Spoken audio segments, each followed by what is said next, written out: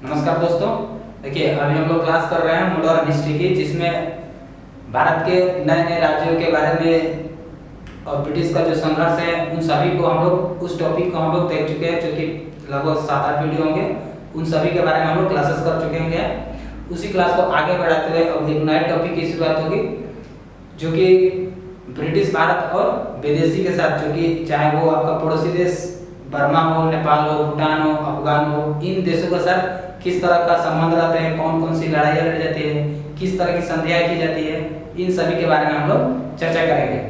तो उसी क्लास को आगे बढ़ाते हुए आज का जो टॉपिक है वो आंग्ल नेपाल और ब्रिटिश भारत का संबंध है। ठीक है, आंग्ल नेपाल और ब्रिटिश भारत।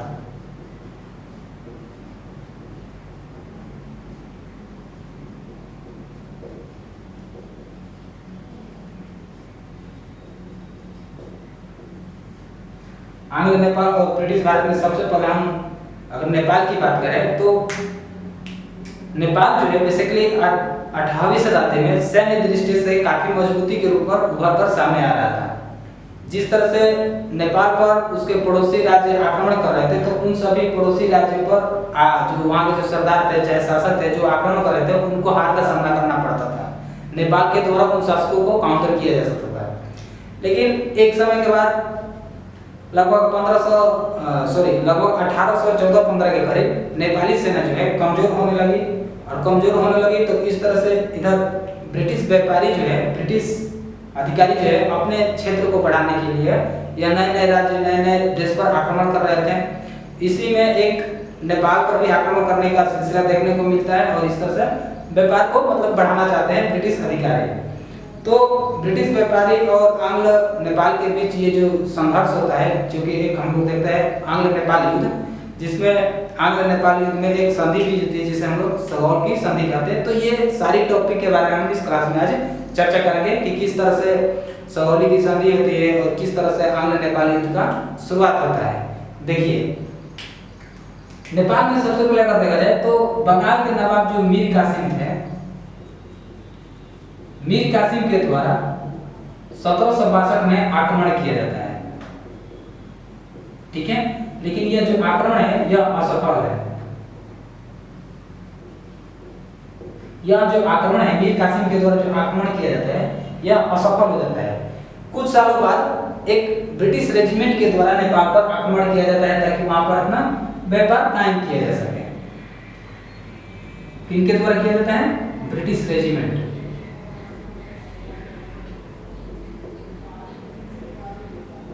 और यह आक्रमण भी क्या होता है? असफल हो जाता है।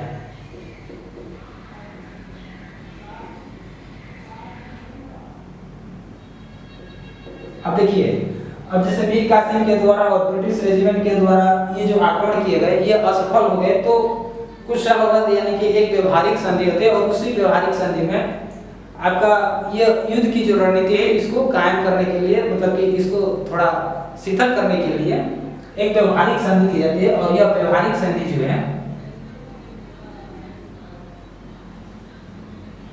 आपका 1792 में होता है। 1792 में होता है। लेकिन कुछ सालों बाद क्या हुआ कि जब नेपाल अपने सैन्य दृष्टि से मजबूती के रूप में उभर कर सामने आ रहा था, तो नेपाल जो है 1801 में गोरखपुर वाले रीजन पर अधिकार कर लिया। ठीक है, हम यहाँ पर लिख सकते हैं 1801 में गोरखपुर पर अधिकार।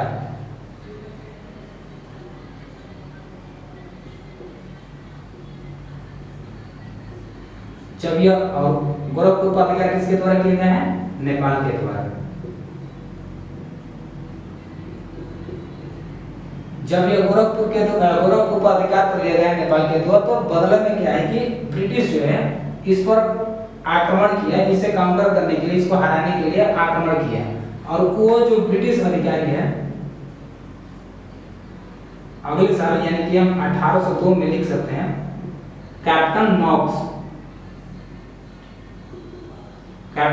और कर्नल किरोड्रिक, कैप्टन नॉक्स और किरोड्रिक्स के द्वारा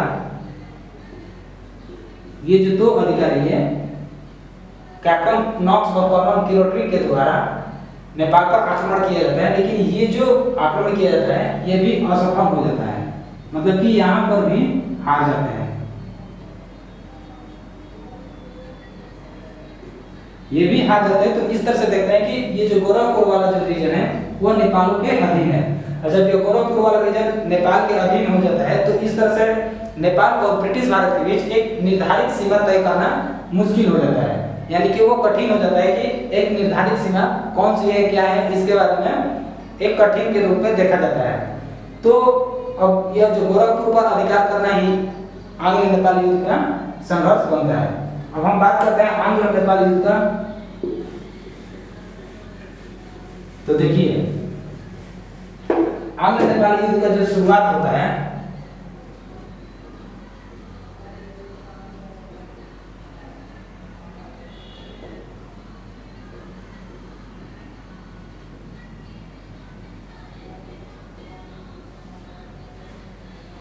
अब देखिए यह आंग्ल नेपाल युद्ध का जो शुरुआत होता है यह होता है आपका 1814 में। यह नेपाल गोरखपुर क्षेत्र पर अधिकार कर लिया, तो यहाँ पर ब्रिटिश गवर्नर लॉर्ड हेसिंगटन जो है बनकर आते हैं 1813 में। लॉर्ड हेसिंगटन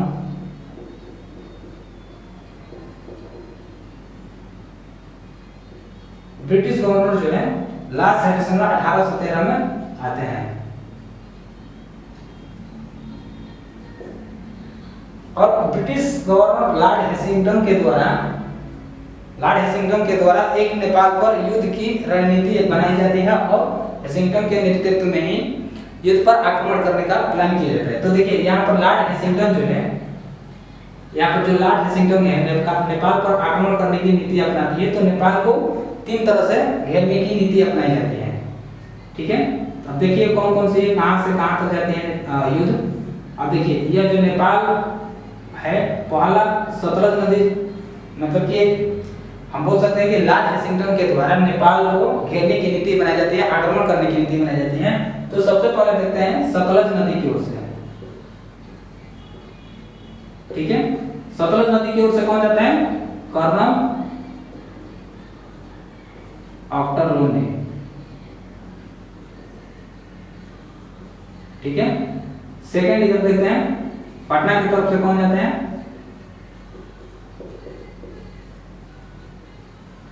जनरल माले, ठीक है। और थर्ड देखते हैं कौन? John would.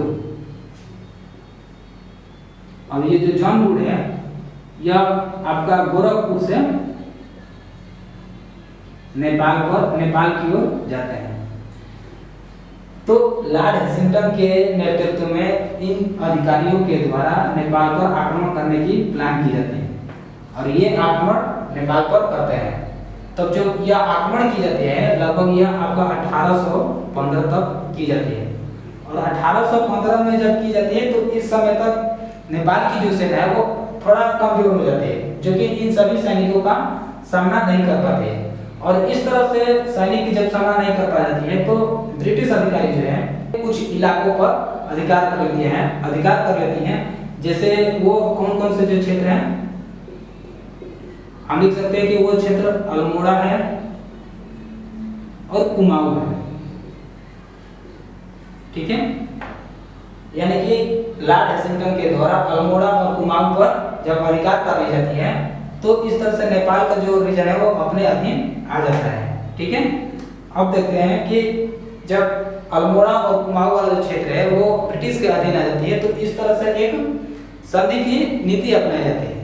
लेकिन इस संधि में क्या होता है कि इस संधि में ब्रिटिश के द्वारा कठोर शर्त रखी जाती है, और उधर नेपाल में देखा जाए तो वहां पर नेपाल को उग्र बहुमत दल का नेतृत्व होता है, यानी कि वहां पर उग्रवाद का बहुमत ज्यादा हो जाता है। तो कठिन शर्तें और उग्रवाद का जो बहुमत है तो उसके आधार पर ये जो शर्त होती है यह काफी कठिन हो जाती है, यानी कि यह शर्त जो है नहीं हो पाती है। और जब यह शर्त नहीं हो पाती है तो फिर से एक बार नेपाल और भारत के बीच युद्ध का सिलसिला देखने को मिलता है। और यह युद्ध जो है कर्नल ऑक्टरलोनी, कर्नल ऑक्टरलोनी के द्वारा देखने को मिलता है। अब ये जो कर्नल ऑक्टरलोनी है ब्रिटिश भारत, यह जो कर्नल ऑक्टरलोनी है मालून का किला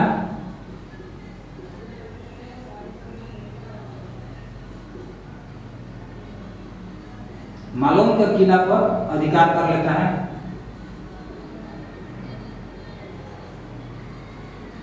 मालून के किला पर अधिकार कर लेता है और आपका 1816 में मकबनपुर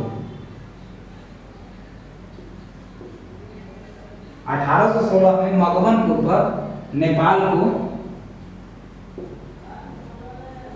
नेपाली सेना को बुरी तरह परास्त करता है। नेपाली सेना को पराजय किया जाता है। और इस तरह से नेपाली सेना को पराजय करने के बाद यहाँ नेपाल के जो मतलब कि नेपाली सेना का जो सेनापति है अमर सिंह थापा,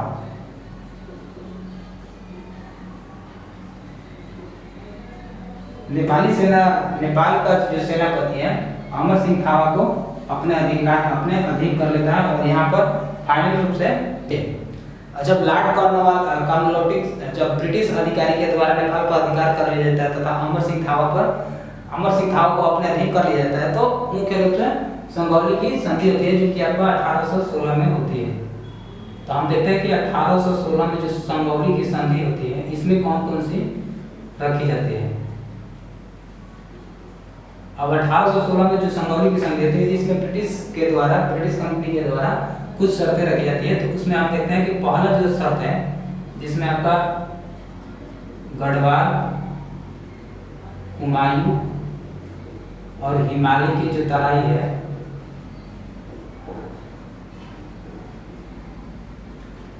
ये जो गढ़वाल, हुमायूं और हिमालय की जो तराई वाला जो क्षेत्र है वो ब्रिटिश के अधीन आ गया है। ठीक है। अब दूसरा देखते हैं यहाँ पर जो नेपाल और ब्रिटिश भारत, नेपाल और ब्रिटिश भारत के बीच जो सीमा का विवाद था, जो सीमा को लेकर विवाद था कि कहां से कहां तक नेपाल की होगी, कहां से कहां तक ब्रिटिश भारत की होगी, तो नेपाल और ब्रिटिश भारत की सीमा का समझौता, यानी कि यहां से सीमा तय की गई। ठीक है। तीसरा ये शर्त थी कि नेपाल की राजधानी काठमांडू में एक ब्रिटिश रेजिमेंट रखी जाएगी।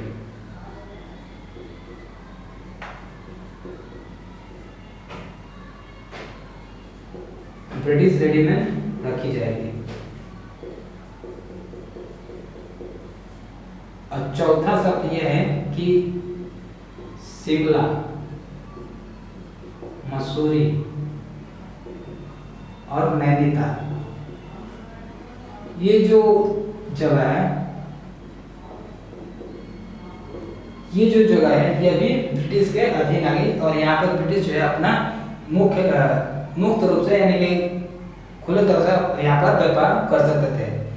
तो ये रहा कि ब्रिटिश भारत और नेपाल के बीच का संघर्ष, और इसी संघर्ष की वजह से जो ब्रिटिश भारत है नेपाल पर अपना पूर्ण अधिकार कर रहे हैं और अपना व्यापार करने के लिए वहां से मतलब कि व्यापार करने के लिए वहां पर मुक्त व्यापार करने के लिए एग्री हो गए नेपाल कंट्री से।